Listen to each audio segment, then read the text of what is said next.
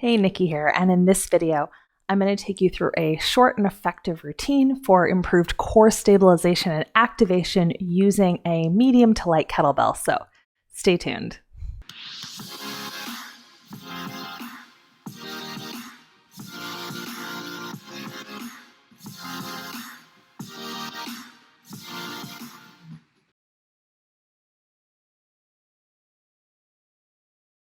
All right. We're going to get right into it, but just real quick, why is the kettlebell helpful for activating your core? Again, particularly if you are someone who has hypermobility, or maybe you just struggle to really kind of feel and find those muscles. The kettlebell is loaded, which means it provides outside feedback to our body, which improves body awareness. And oftentimes when we add load, it's actually easier to turn muscles on. So that's the gist of this routine. It's different ways to really kind of strengthen and find and feel your core to support you throughout your day, or in bigger and more challenging exercises, like when we're strength training or running or doing anything else. So with that, let's just jump right in. What you're going to do is you're going to take your kettlebell behind you. You're going to come on to your back, knees bent, feet flat. Try not to knock your head on your own kettlebell like I just did. That was gloriously coordinated. And then I want you to just let your feet maybe just be in line with your sit bones. They don't have to be, but sometimes that kind of makes it a little easier to ground through the feet to connect in through the inner and outer hip, which can help us find our core. And then your elbows will be bent. I want you to take a moment here, kind of gently sink the bottom of the ribs to the ground. If you need to put a little pillow behind your head to be comfortable to do that, please do. Pull your elbows in, and if your shoulders have shrugged into your ears, you don't need to jam them down, but just kind of gently slide them down the back a little bit. And the first thing I want you to do here is take a breath in, and you're going to exhale, hold onto your kettlebell, pull it up.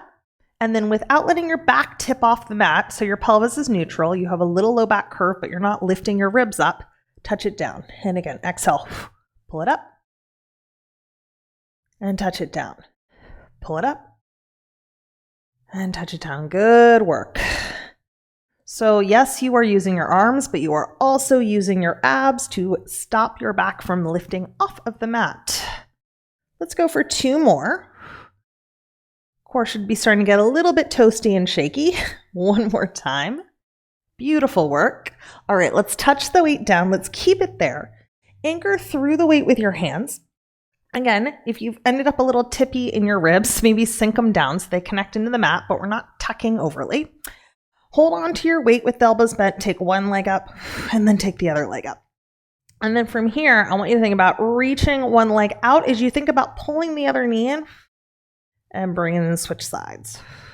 So I'm gently almost thinking about maybe pulling my kettlebell apart a little bit with my arms.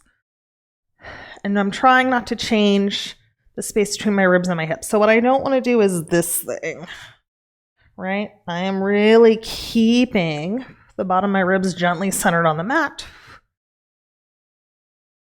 Energy through both legs. Let's go. 1 more. Nice work. And then take 1 foot down, take the other foot down, and rest. Fabulous job. From here, roll to your side. Come on up. We're going to come into a kneeling position. I think you'll be able to see the form best from the side, but I may turn to the front as well. And what I want you to do now is take your kettlebell, pick it up. So you're going to be holding it by the horns or the handles upside down. And then from here, gently tuck the pelvis, so glutes are on. Take 1 leg forward.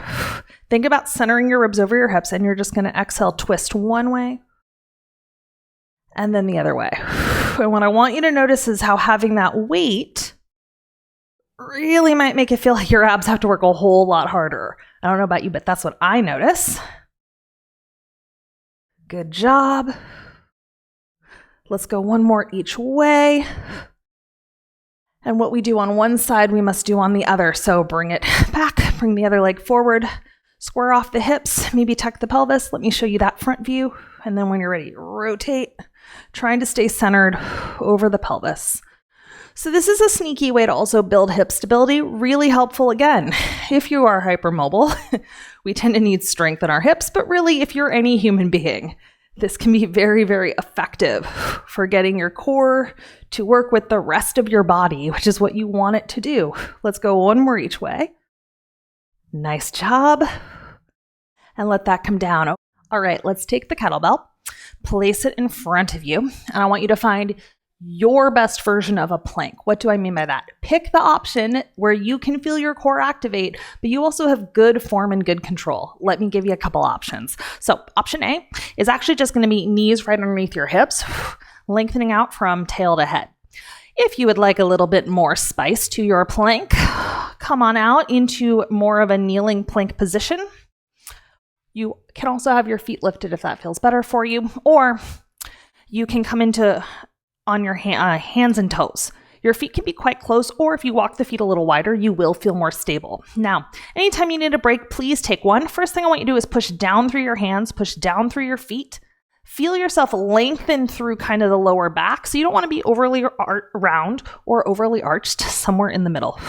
And if holding this is work for you, fabulous. Get comfortable here, my friend. If you want a little more, just start to tap or reach for your kettlebell. You can touch different parts of the kettlebell, trying to minimize shifting, though it will happen.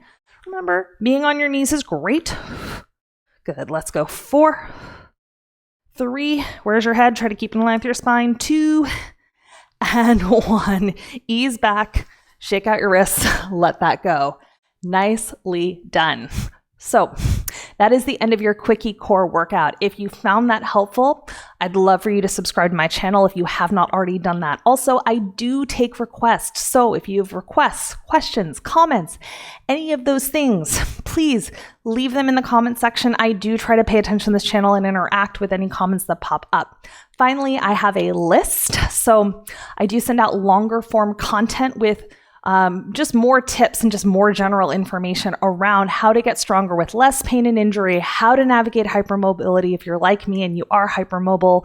And I do sometimes, again, have like free live workouts that you're not going to get here on YouTube. So if you want in on that, the link to sign up is in the description.